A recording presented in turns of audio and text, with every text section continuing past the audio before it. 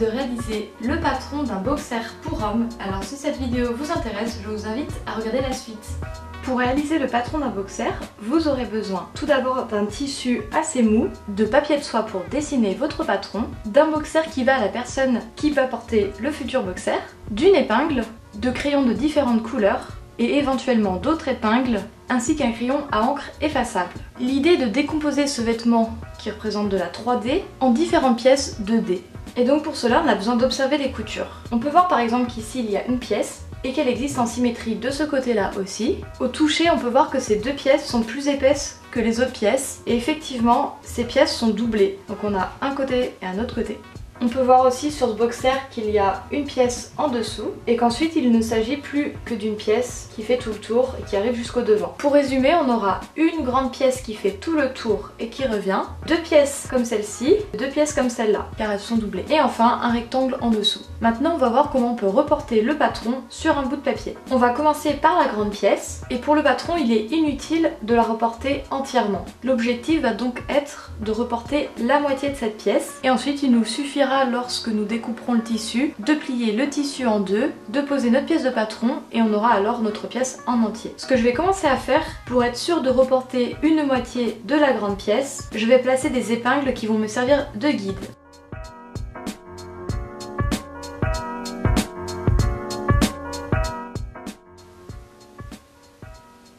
Je délimite ainsi le côté du boxer. J'épingle également les deux épaisseurs du boxer afin que le tissu ne bouge pas. J'utilise maintenant la couture de la ceinture pour me repérer et marquer le milieu à l'aide d'un crayon à encre effaçable. Et je plie l'entrejambe en deux en laissant une marque et je peux maintenant tracer une droite. On peut désormais disposer le papier de soie ou un autre papier à patron et on dispose la première moitié de boxer que l'on souhaite reporter. Pour cela on se munit d'une épingle et on va venir transpercer le tissu.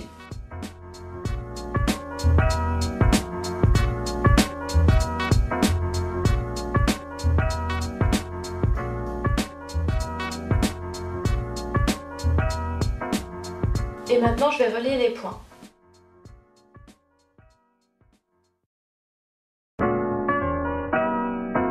Et je vais tout de suite noter quelques repères parce que l'on a vite fait de se mélanger les pinceaux lorsque l'on utilise son patron. Je note donc la ceinture, la pliure dos, l'entrejambe dos, le bas dos et la tranche du boxer.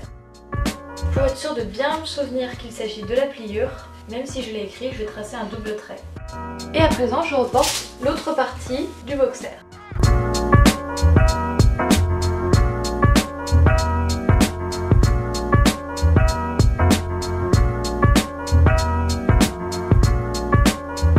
Et je repose des notes.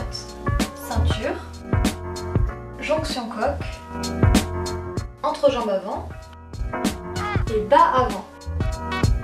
Quant au droit fil, il sera perpendiculaire à la ceinture.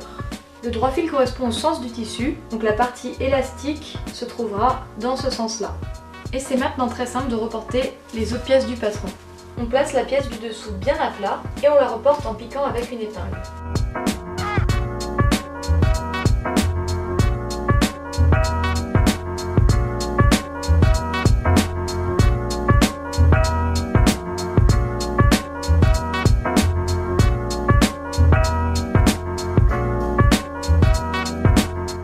Pour être sûr que la pièce du dessous soit bien symétrique, on ne découpera que cette moitié et ici il y aura une pliure.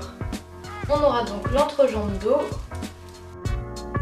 le droit fil, l'entrejambe avant, la pliure et le bas dessous.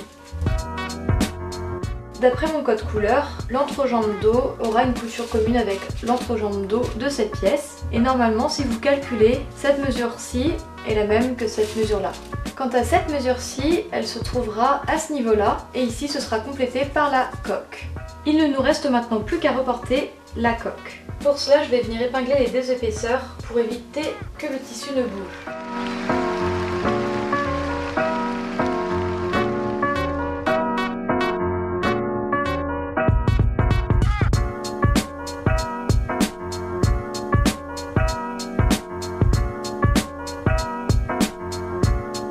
On peut maintenant marquer la ceinture